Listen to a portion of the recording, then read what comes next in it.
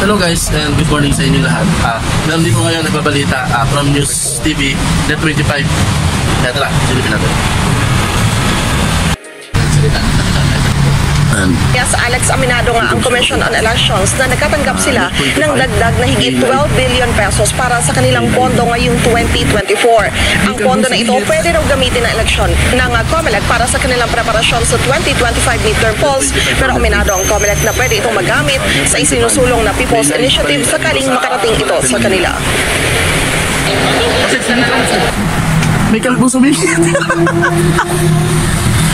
ako makinis siya dito.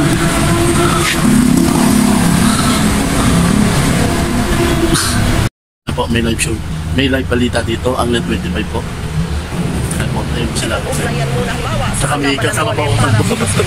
Balik sa'yo, Alex. Tara po. Ilinawin ko lang yung bang sinasabi ni Chairman Garcia. Sinisimulan na po niya yung pagbabalita. Ayan na po. Ayan po si Ma'am. Si Ma'am po. Nag-Net 25 po siya. News. Live po yan dito sa Malate, Manila. Initiative Road po. Toas Boulevard.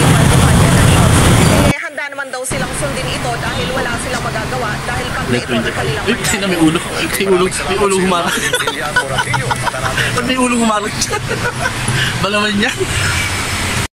At yun na nga po, pagkatapos nilang mag-live ng balita dito sa may Ross Boulevard, ay agad din silang umalis, no? Saglit lang din pala kapag nagbabalita, akala ko matagal.